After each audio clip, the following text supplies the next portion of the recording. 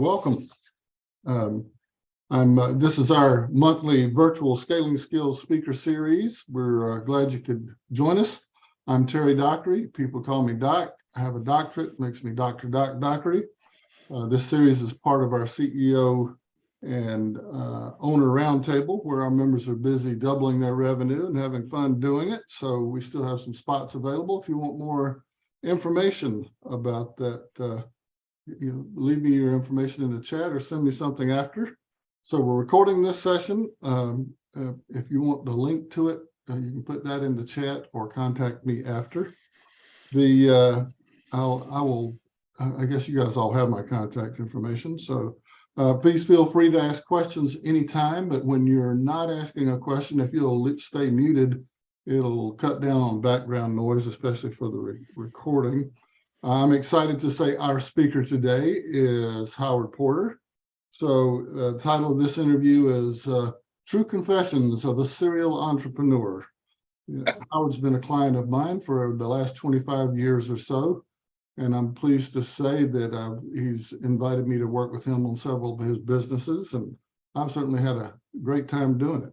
So welcome, Howard. Well, thank you, Terry. Thank you for asking me to be with you guys this morning. Well, sure. Okay, well, why don't you just start off by telling us a little bit about yourself for these folks that don't know you like I do.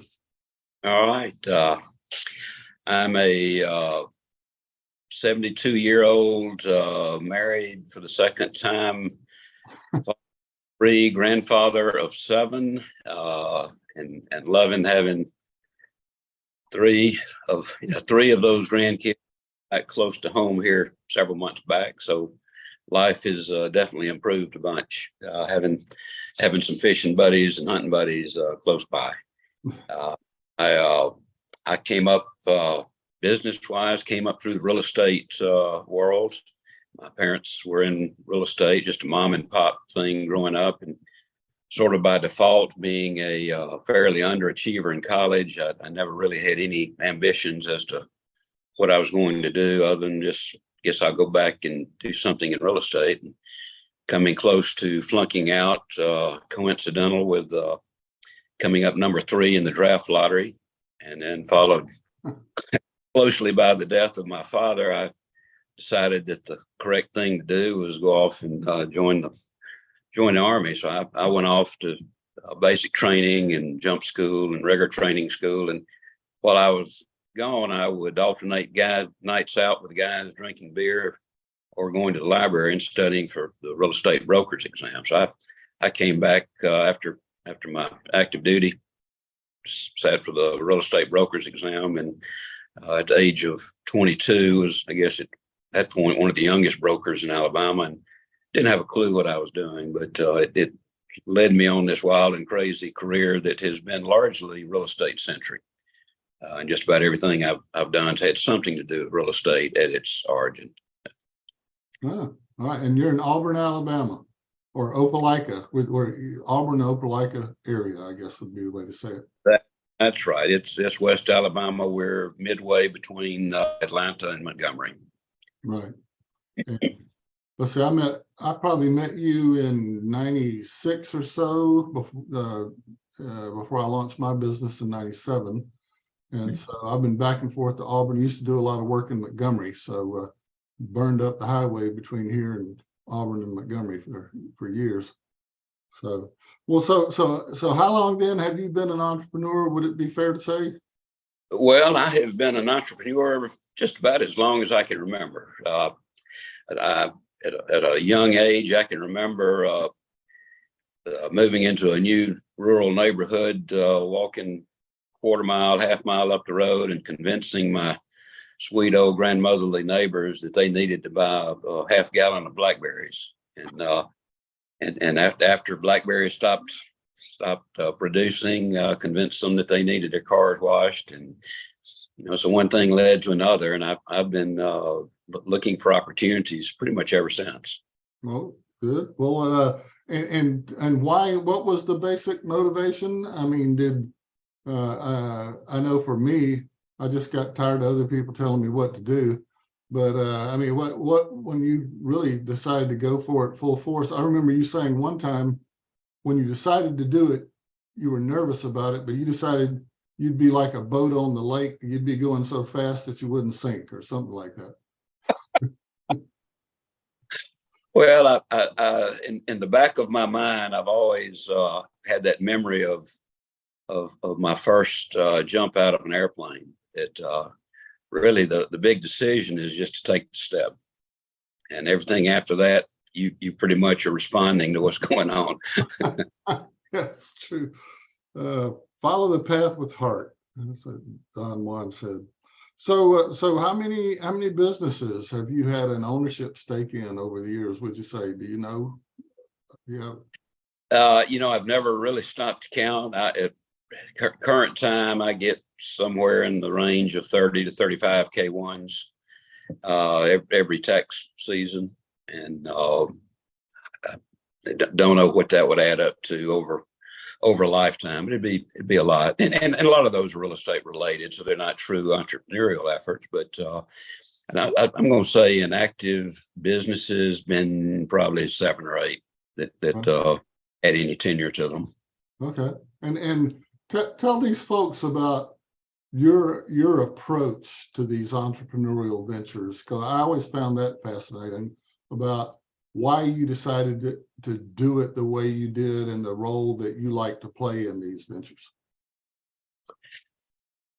I have been, I think one of the things I learned, I started off in the real estate appraisal field and had a real estate appraisal company for goodness, 25 years, and learned that those who were so fixed in their mind as to who they were or what they did, they identified as for example, as a shopping center developer or an apartment developer, that as the real estate cycles, business cycles waxed and waned, those that were so limited to what they did were the ones that quite often got into trouble.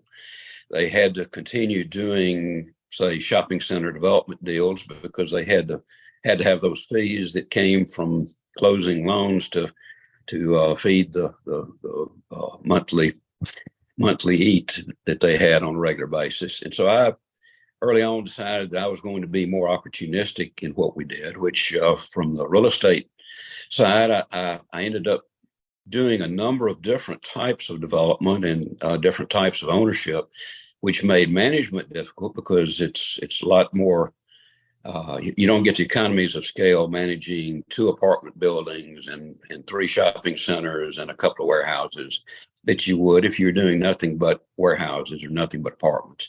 But we have been pretty much protected through all the up and down cycles because largely when one area of real estate is up, others are down, and they tend to average themselves out a little bit. And so have continued that same opportunistic style in business, not sticking strictly to real estate, but like I said, having some nexus to real estate. One example is Global Canine Protection Group. I had helped develop a kennel in the company that we had leased the building to after a fairly short period of time of paying rent and everything working the way it was supposed to. The business sold, and the new owners within 90 days had defaulted on their primary contract and run off their canine trainers, and in the same process had defaulted on our lease. So I ended up with a relatively large kennel, and there was not a veterinary clinic in the area that had an interest in that many kennels. So I ended up in the canine business naturally. Well, tell them about the role. One of the things you've said to me in the past that I found really interesting is too that you found that you didn't particularly like enjoy managing people. That you found that, I guess, stressful or not enjoyable for some reason, and so the role that you play in these businesses is typically what? Well, I'll back up just a little bit. My very first real estate deal, right after I had come back to school and scraped together a few pennies, I bought a little 6-unit apartment building, and as a still student, newly married, I would go over to collect the rents, and had an old high school buddy living there, and I'd come home after having had several beers with my buddy that lived there, and my new bride would say, "Well, were you able to get the rent?" I go, "Oh, forgot all about it," and and uh, and then having to go back and press on those who didn't want to pay, and then had one guy that kept bouncing checks, and I realized then that I really disliked the management side of real estate. I didn't like that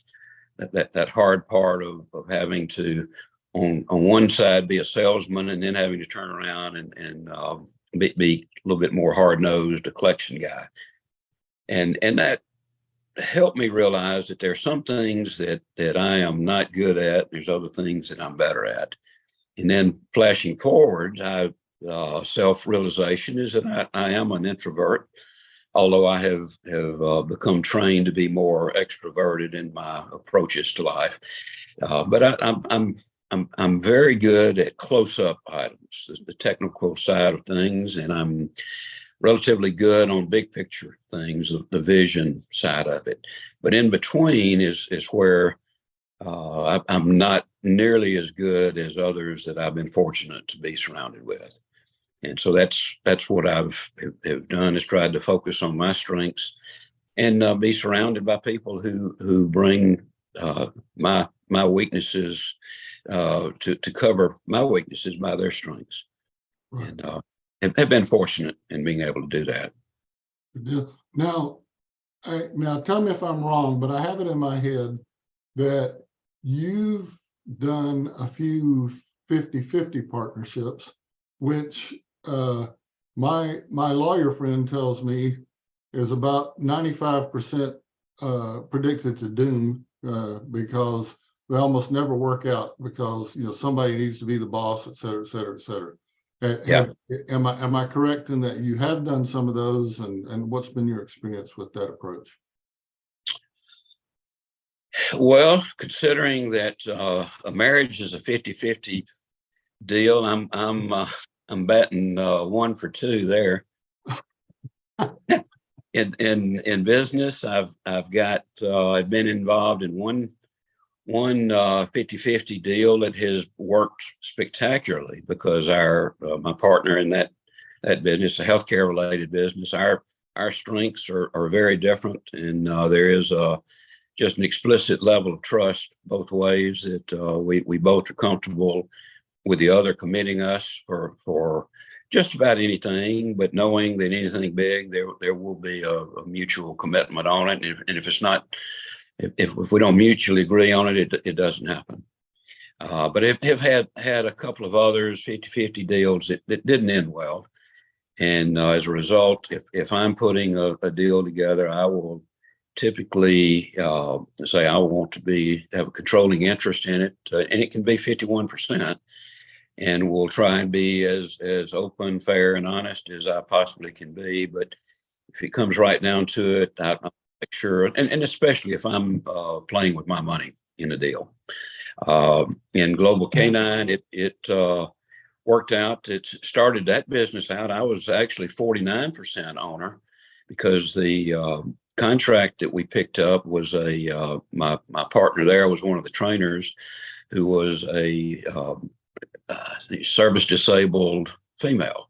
And so because of that, we were able to pick the contract up. But and that I guess it worked out well. She didn't last long. She decided that she didn't want to be a business owner, and so we ended up having Eric Hare as my primary partner in that. So we had for a brief run there, had close to a 50-50 deal, and then as we brought in other partners, that ended up changing. Right. So I guess so you've had mixed results, it sounds like, with the 50-50. Some have worked extremely well. What do you think's the difference? Is it the personalities? Is it the fit of the skill sets? What do you think would predict whether a 50-50 partnership is going to work well? Well, it's really all of the above. You have to have trust first and foremost in who you're whether it's employees or partners, and whether that partner is a 10% partner or 50-50 deal, trust is vital. And when I say trust, that's composed of both competency as well as character. I have to be able to trust that a partner is capable of doing what their primary responsibilities are, but also have to be able to trust that their character is such that they're not going to be self-serving to a point where it's detrimental to the business and the partnership. Sure. Okay. Very good. And I know you and I have worked a lot on getting the right people on the team, which is sort of a segue to that, which is, if you're setting up a business, all the teamwork in the world is not going to make up if you don't, or not having the right folks on the team to begin with. Yeah. You've experienced firsthand. Yeah. But good. Well, we have, and I mean, this goes way back. I remember one of our first times that you had come here to I call it the farm office. We live out in the country, and so spend a lot of time at the office here. But you had come out and had one of those heart-to-heart talks, and you prefaced it with the fact that as I recall, you said, I don't do marital counseling, but my at that point fairly new second wife was working with me in business, and Terry, I don't know if you remember this, but you had said, this business, you've got a difficult situation here, and this either, if things continue on, you're going to either lose the business or lose your marriage or both. And I took that to heart, and just a few days later, I ended up firing my wife. That's one way to put it. Yeah. That's another story unto itself. And it's taken a while to dig myself back out of that hole. But she is back working with me in the business, and in the real estate side of it, we are, I guess, 50-50. So we have figured that piece out. Okay. Well, I do a lot of work with family businesses, and it's been my experience, running a good, having a successful business is hard. Having a successful marriage, I think, is even harder.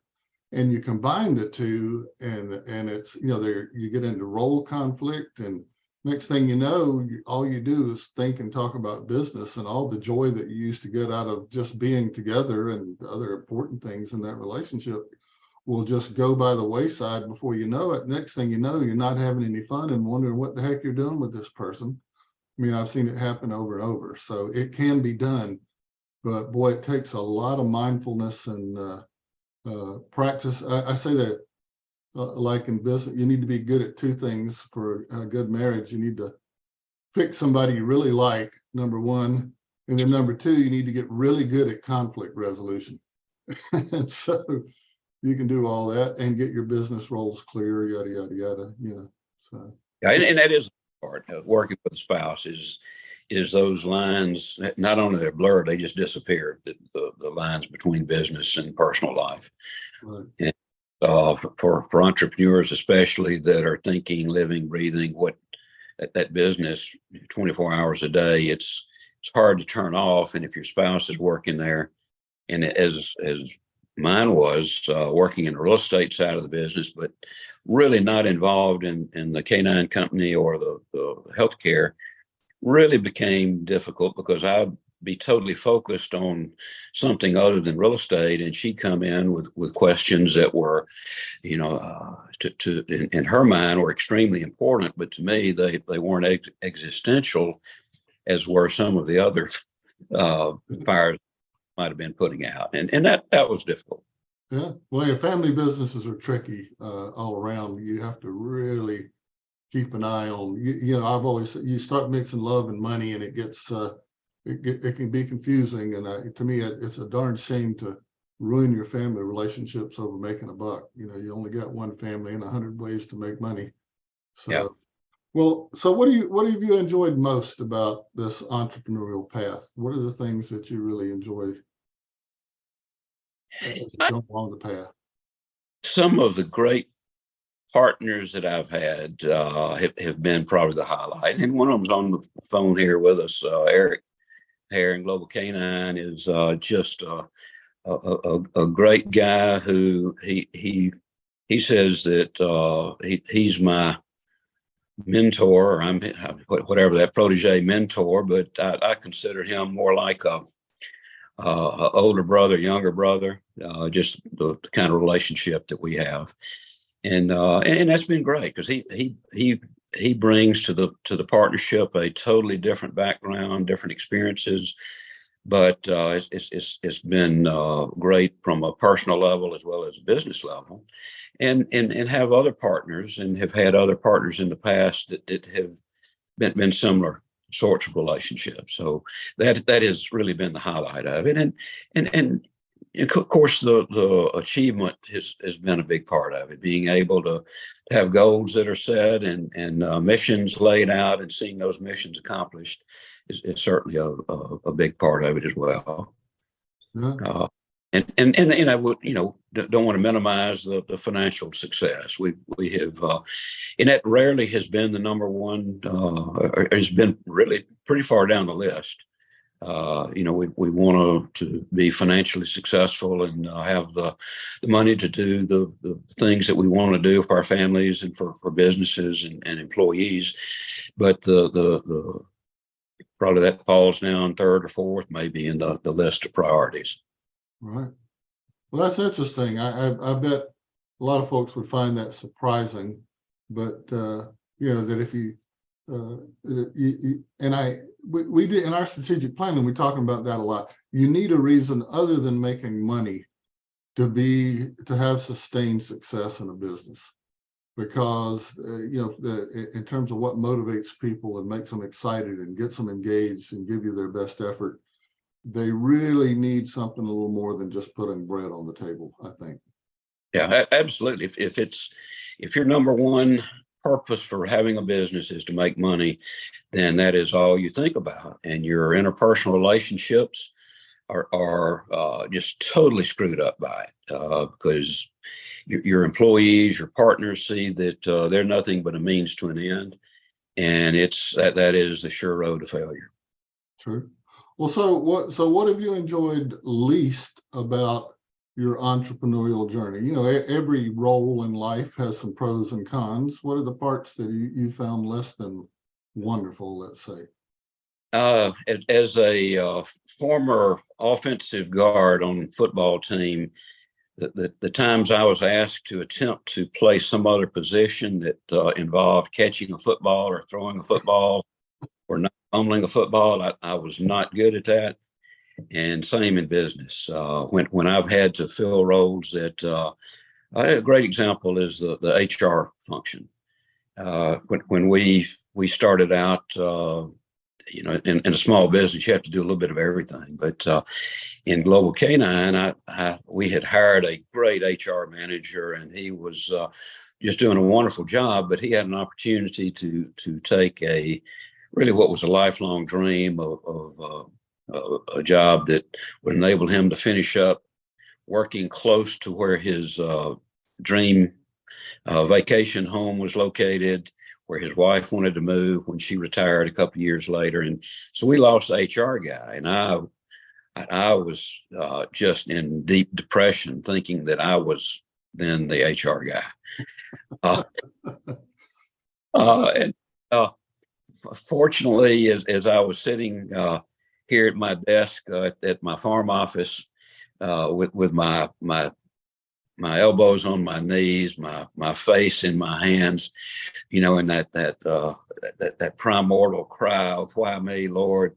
The back door gets slammed open, and Sam Parks comes stumbling in, and lo and behold, he's my wife's first cousin, but he's a 20 plus year Fortune 500 HR guy, and was in between jobs, and said, that's what I do. I'd be glad to help out a little bit. So that was shortly lived, but that's you say what part of the entrepreneurial journey do I like the least? That's it, is being forced into roles that I know I'm not good at, and that the company suffers when I'm trying to do. Sure. Yeah. Well, early on with, and yeah, we talk a lot about Global Canine because that's been one of Howard's latest successes. And from best I can tell, y'all are taking over the dog security business.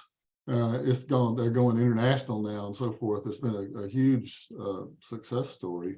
But early on, you played the role. I mean, you were the CFO because of your ability with numbers, and really more of a I guess a silent partners, that's overstating it because you're involved in the leadership team meetings and so forth for a period of time. I mean, is that correct?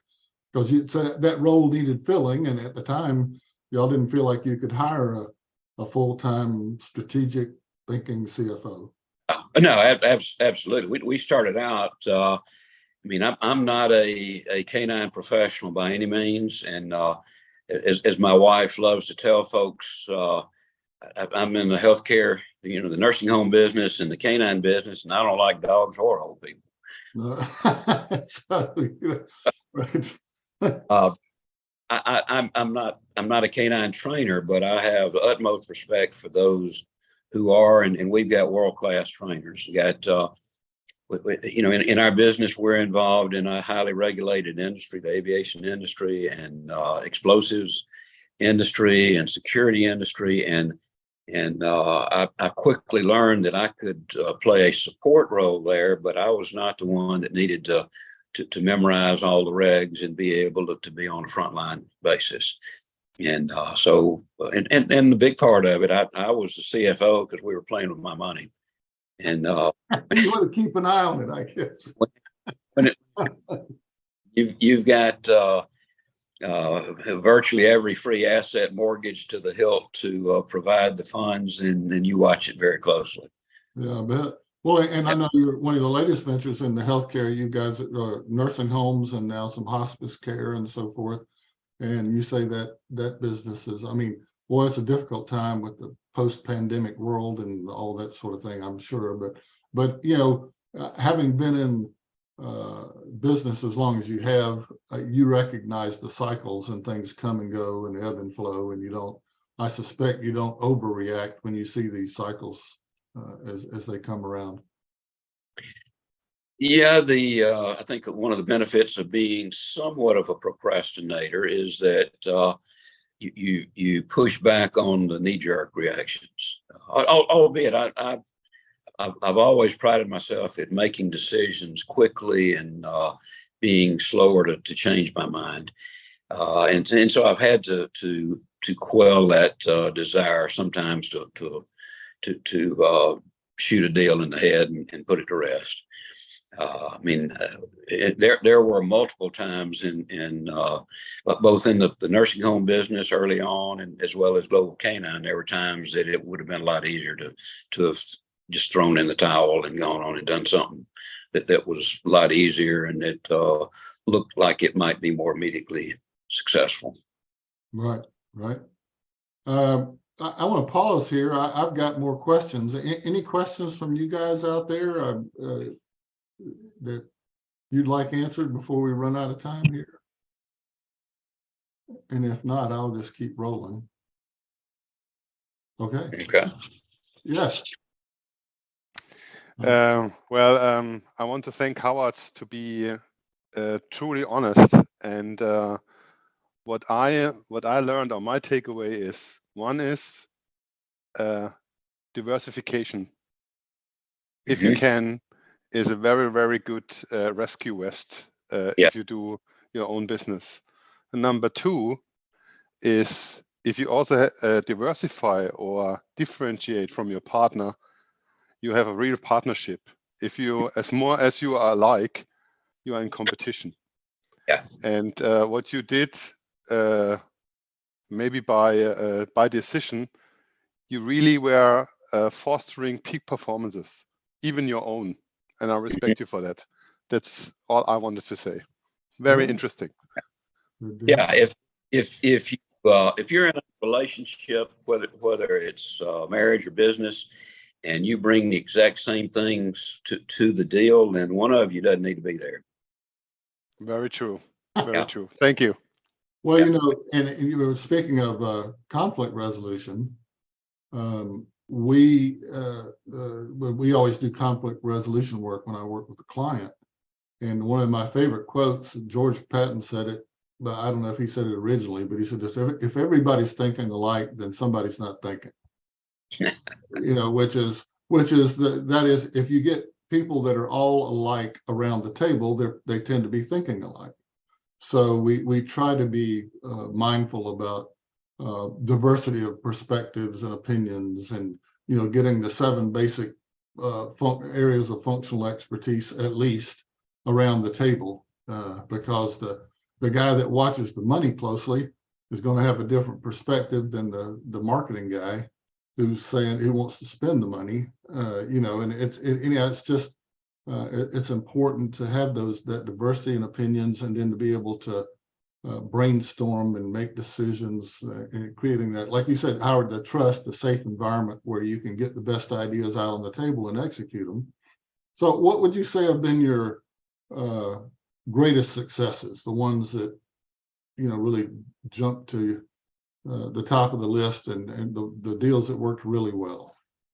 I would say at the very high at the top of the list, Global Canine Protection Group. Just the adversities that we had to overcome, not 1, 2, 3, but multiple times. We were faced with things that really could have put us under, and we persevered. We often changed directions, albeit not significant change, but we weren't afraid to try new things. When we had a door slammed shut, we weren't afraid of rattling other doors and knocking on windows to see if there might be opportunities. And some of them ended up being excellent additions to lines of effort, and others. A great example there is we were doing COVID screening using canines to detect COVID. And it absolutely worked, but it just wasn't something that had legs to it, obviously, and found that people weren't willing to pay for it. And so those 2 things told us very quickly. And plus, we had a partner in that deal, that a couple of guys as partners that were just incredibly difficult to work with. So combination of those, we cut it quick and let it drop. Right. I was about to ask you about the failures, or when I say failures, to be every failure is just an obstacle on the way to success, right? But things that didn't work well. So that's an example of a business deal that looked like it was going to work well and just didn't pan out. Well, that's right. And if you're not willing to devote some time, some money, some effort to attempting new things, then you'll be stuck doing the same thing that eventually will be outdated or supplanted by a better technology. And that's so you got to be continually growing. Right. And innovation, I'm hitting on buzzwords, but in our groups, we're looking at trends. We're trying to forecast what, especially the technology of the future is going to look like, so we can ride that change wave or stay ahead of it, or at least even with it, and not get run over by it. Absolutely. And that's our pairing of the canine with technology. We've got from one of Eric's earlier businesses that he was a primary principal in, bringing video capture with almost zero latency as far as the ability to retrieve it, pairing that with the canine. So you got one of God's greatest creations, the canine's nose, that U.S. government has spent billions of dollars trying to improve on or even recreate and hadn't been able to. Taking that and pairing it with this video capture technology, we've got something that's unbeatable, and there's not another company out there that can compete with us in it. You guys, what they call dogs in the business is 4-legged biosensors. That's it. It really is, and that's one of the things, as I worked with that company over these past few years, that it just amazed me with all these fancy scanning machines that are hugely expensive. They don't do the job nearly as well as a dog does.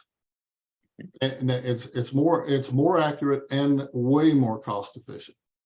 Yeah. And I just thought that's and then y'all combining that, like you said, with the best other kinds of technology available is what I think has set you apart from your competition.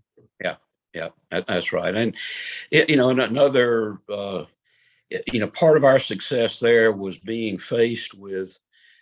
We were faced with government shutdowns right as we were we had just left the runway, figuratively speaking, when the industry was first created, and then the government shutdown hit because the Congress couldn't agree on a budget. And all of a sudden, none of our potential clients were able to add our services because they required TSA approval, and most of TSA was not an essential effort. And what seemed to be the worst thing at the time really worked out strongly to our favor because we were the only canine company that actually had teams out working. So we were able to expand our workforce in areas that we were already working, and because we were able to do that, we got contracts with all of the airlines. Then COVID shuts everything down. I mean, what else? What other worse thing could happen? But aviation stops, all events stop, the work stops there. Well, because we were working with airlines, we qualified for the aviation payroll support. And that gave us the boost we needed to keep the business going. So it's persevering through some of those difficult times. Right. Well, the cycles that go, all of us that lived through the Great Recession, Yeah. I'd never seen before. Boy, it sure taught you some flexibility and perseverance, I guess. Once you recognize that it was just part of the cycle, that in the way the way our economy runs, you're going to get corrections, and some are worse than others, but it's just part of business planning. Yeah. Well, in those black swan events, to quote Talib, this one of the earlier successes that I would say we had was in the hotel development business. I had a young partner who had just come out of another business. He had helped develop 3 hotels, and they had sold off the last one. And he came to me saying, what can I do? I've worked myself out of a job, and I had a couple of sites. And I said, well, let's develop a couple of hotels. And so we did that, and then got into doing a couple of Hilton flag properties, and we had 2 hotel developments. We had already bought the land, had started site work, pending closing on a construction loan, and the construction loan was dependent on us getting takeout loans. Well, we were well into moving dirt around, and 9/11 happened, and the headlines. One of the big headlines that I still wake up with cold sweats from time to time is Orlando hotel occupancies were in the single digits. Wow. And we were trying to finance 2 hotels to the tune of about $10 million each. So, I mean, it was a big deal even in good times. And we were sitting there faced with people just laughing in our face when we were asking about hotel financing. I mean, we were chasing Arab oil money in Canada. We were, we were knocking on doors, calling, and finally ended up finding a branch of GE Finance and got some extremely expensive financing, but we got the deals done. Well, 5 years later, we were the Hilton Developer of the Year because of those 2 projects. And lo and behold, there had been but maybe 5 or 6 hotels that were done, but we were the best of the best because we had to persevere. We couldn't turn around and go back. Right. All right, we're coming up on time, but I just want one of the things that I preach is, I say if you get the right business model, you got to get something that makes money, right? You get the right team, you get the right teamwork. I mean, would you agree, or what am I missing in my? Of course, that's a simplified formula, Am I missing anything important in terms of what you, and of course, when you say the right team, that's, of course, that's the partners you talked about and building that trust and so forth. Well, first and foremost, the right people is the thing. The greatest business idea with the wrong people will fail virtually every time, if not immediately over the short run, it will fail, because you've got to have the good people to prosecute the business plan. An average business with very good people will make money. I mean, that's what I have learned to be true. All right, good deal. Any final questions for Howard, you guys? No? All right, well, I appreciate you guys joining us. Howard, thanks for taking the time. And just to say again, Howard talked about people that you, good people that are competent and caring, I would call it. They're good at what they do. They're trustworthy, and I have enjoyed that kind of relationship with Howard for 25 years, and it's just been a delight, I want to say. So thanks you guys for joining us, and let me know if you'd like a link to the presentation. Take care. Thanks, Terry.